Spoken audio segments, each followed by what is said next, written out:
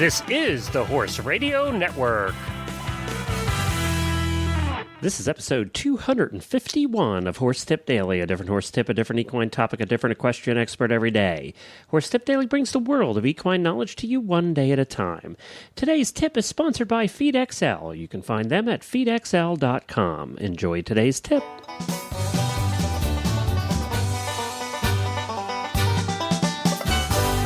Hi, everybody. Glenn the Geek back with you from Lexington, Kentucky, horse capital of the world. My wife and I were out at the Kentucky Horse Park yesterday to watch the juniors and young riders out there, the championships. We got to see a little bit of the cross country. Got to see a little bit of the cross country course also, that the jumps that they're building for the WEG over there. And it looks fantastic. It's looking great because we had so much rain this year here in Kentucky that everything is very, very green. And then last night I had the opportunity to go back to the new outdoor stadium at the Kentucky Horse Park and watch the musical dressage tests go. The kids did a great job over there in their musical freestyles. It was just wonderful. And, of course, the new stadium, they got to ride in that, and it was very special for them because they got to ride in the stadium that the WEG will be held in just a couple of months. And all the top names in the world will be riding on that very same spot. So that was pretty cool for all of them. Be sure to check out the jumping, dressage, and eventing radio shows this week. I almost forgot what the third one was. Eventing radio shows this week, as Chris and I were over at the horse park, and she interviewed a bunch of the kids that were there in each of the disciplines, and there were a bunch of fun shows. So you can find all of those at horseradionetwork.com.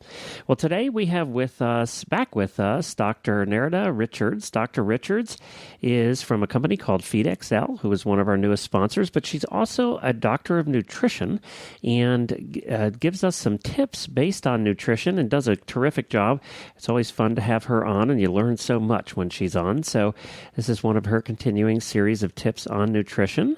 And that's Dr. Richards, and she's from Australia. So we're very glad to have her as part of the Horse Tip Daily Show here on the Horse Radio Network, HRN. And right now, we're going to talk a little bit about FeedXL, and then we'll get to Dr. Richards. You know, FeedXL does all the smart stuff that it takes to formulate and balance a horse's diet. It takes all the science and math that a doctor of equine nutrition learns and makes it super easy and fun for you to use. Just plug in a few simple details to see if your horse is having his nutritional requirements met. FeedXL is like having your own personal equine nutritionist stuffed in your back pocket. And using the details about your horse and what you feed him, FeedXL does some math and calculations and all that kind of stuff behind the scenes, and it tells you if your horse's nutritional requirements are being met. You can see the results displayed in numerous ways, including I really like the easy-to-read graphs, and they highlight if you're feeding too much or if you're feeding too little, and that goes for hay and all kinds of things. And you can learn more about equine nutrition and how to feed your horse for the ultimate performance by using FeedXL's Learning Center, and you can find that at feedxl.com. That's feedxl.com. And now, Dr. Richards. Well, hi, Dr. Richards, and welcome all the way from Australia to Horse Tip Daily. How are you today?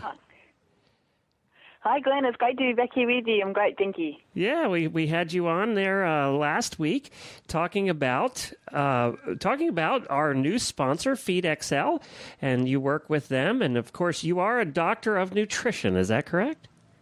That is right, yes. And you've agreed to come back on all the way from Australia to give us some nutrition tips for people's horses and to talk a little bit about horse health, and we appreciate that. Oh, no problem. I just hope that I use all the right words and use the terminology that you guys are used to. Well, if not, 90% of us won't know the difference. So, that's one thing when you talk about nutrition and horse health. You know, we're anything we learn is going to be appreciated. Now, today, I wanted to mention, too, that they can go back and listen. We did a tip show where you actually came on and talked about the program FeedXL, and we appreciate you guys becoming a sponsor. But they can go back and take a listen to that as well. Tell us a little bit about yourself and how you got interested in horses and why you chose becoming a doctor, a nutrition doctor. Well, it was almost a fortunate fluke, so I'll get to that. But I grew up on a beef cattle property in New South Wales in Australia, and all the cattle mustering was done on horseback. So we had horses from a very young age. My child's pony was a thoroughbred cross. It used to buck me off all the time, so I often think that my parents just didn't like me. But I certainly learned to ride on him. But when I went to university and did a Bachelor of Rural Science, so it was basically a broad-based agricultural degree. We did soils agronomy as well as all the different commercial animal industries. When I finished, all of our Australian animal industries were pretty much flat and there was no work in them. So the dairy industry was deregulated and in the dumps, and beef cattle weren't doing any good either, and I certainly didn't want to work in agronomy. So I was invited to stay on and do a PhD, and one of those was in horse nutrition. And I jumped at that one because I just loved horses. I just never thought as a kid growing up that I could actually have a career working with them. So that was sort of how it happened. Well, cool. Now, do you still ride?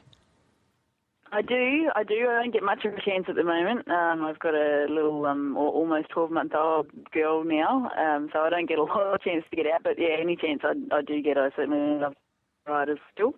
Cool. All right, good. Well, today we're going to start by talking about a coat shine, right? Yes, that's right. All right. So how can we help everybody today?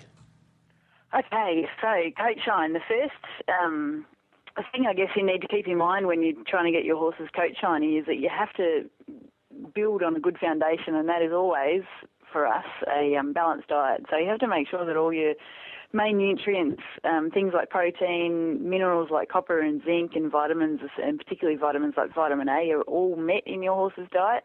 If one of those things are missing, trying to do anything else to make your horse's coat shiny is going to be kind of tough work because your foundation's not right.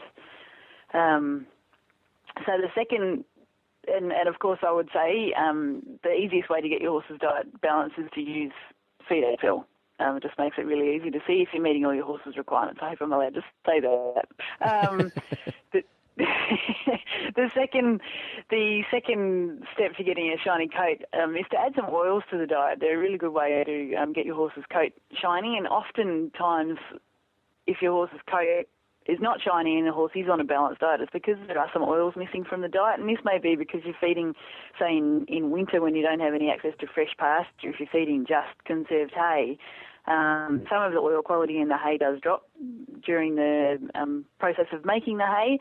So just adding some, either you can add some oil seeds like sunflower seeds or full-fat soybean or linseed to the diet, which I think you guys call flaxseed. Yep. Yeah, you can add liquid oils to the diet, and pretty much any oil is going to have a positive impact on. I was going to ask you, is there one oil you would prefer over another? We tend to use cold-pressed canola or soybean oils quite a lot for coat shine, but things like flaxseed oil are brilliant, and even rice bran oil and coconut oil are really good for coats as well. So you get a pretty good response to most oils with coat shine. And how much? You don't need very much. For your standard, say, 1,000-pound horse, I'm going to talk in metric cups, but say a quarter to a half of a metric cup, which is 60 to 125 mils, which is probably, let me guess, that's a little less than, that'd probably be, for us, it'd probably be about a third of a cup. Okay. Yep. I'll help you. So it's not a lot. It's not a lot. No, but a third of a cup, that's about what we used to do, yeah.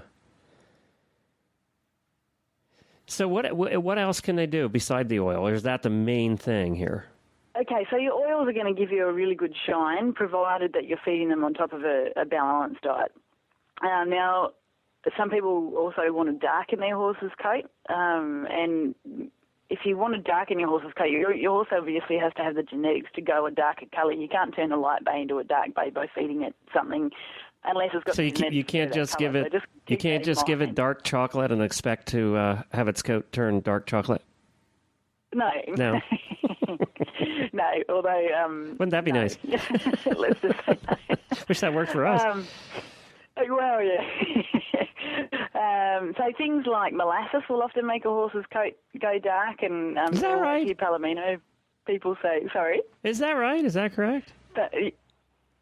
Yeah, I mean, you'll often hear people say that if you feed a Palomino molasses, it'll go what they call smutty. So you get a dark colouring, particularly through its tail and also through its body. But I know two of my horses have got liver chestnut genetics behind them, and they are a very dark chestnut. But if I give them a lot of molasses, and I'm talking, 2 cups a day, and I haven't done this for a long time, so don't freak out, everyone, but they used to go a really, really dark liver chestnut cut. And also things... And you're feeding the molasses, not rubbing it all over them, right? Because that'll make them dark, but... It also makes everything... It makes a horrible mess. The other thing that reportedly, and I have to admit I haven't actually tried this one, but reportedly darkens coats is gamma-oryzanol, which is found naturally in rice bran. So people may find that if they feed rice bran, their horses' coats may go darker. And you can also purchase gamma-oryzanol in a purified form if people wanted to try that. But like I said, I haven't actually tried it personally, but people do tell me that it does have that effect. Oh, okay, I didn't know that. Yeah, it's not a well-known one, but I've had quite a few people over the years tell me that it does actually work. So now the next thing you need to do, obviously, is worm regularly. And anyone who has had a horse that has had a high worm burden will know that it just takes the shine off their coat, and it also makes their coat go fuzzy and horrible. So you cannot get a horse with a nice shiny coat if it's got a heavy worm burden. So be sure to worm regularly and follow a good worm rotation program. And the last thing is to brush the horse, because brushing firstly gets rid of all the dead hair, and it also stimulates the sebaceous glands. And when they're stimulated, they release oil, which lines the hair and has it lie flat and keeps it nice and shiny. Yeah, we always said that, obviously the more you brush, the shinier they're going to be. You can't expect to brush a horse once a week and have it be a shiny horse. No. I mean, some people have those really naturally shiny horses with gorgeous coats all the time. But yeah, if you've got anything like I have at the moment, a woolly mammoth, then yes, it does take a lot of brushing to keep the coat shiny. And I think you would agree. And it's a combination of everything. You can't just feed him the oil and expect the coat to be shiny and never brush him. So It's sort of like losing weight. You got to do the diet and the exercise. You kind of have to do both. Yep, no, that's right. And really the most important thing is making sure your horse is on a balanced diet. And I'm not just saying that because I'm a nutritionist. I know that if you're trying to get a horse's coat shiny and there's things missing from the diet, it really is difficult to do. And, of course, to find out if your horse is on a balanced diet, you can visit Dr. Richards' website at feedxl.com and take a look over there. And, of course, we've been doing ads for you now, so we really appreciate that. And we thank you for coming on. Will you come back and do more tips for us? Yeah, no problem. Sure will. It'll be great. Okay. Thanks, Dr. Richards. Well, thank you again to Dr. Richards for joining us all the way from Australia. It's always a bit of a feat to figure out a good time because they're so far ahead of us in time. That's always a bit of a feat to try and schedule the Australia interviews and tips and things. It takes some calculation. I got that calculator right on in my favorites here because you have to use that when figuring that out. Just not that good at it in my head. Well, everybody, that wraps up this week, so I'll be back again tomorrow with another new expert, another new week, and a different horse tip. Until then, stay safe, everyone.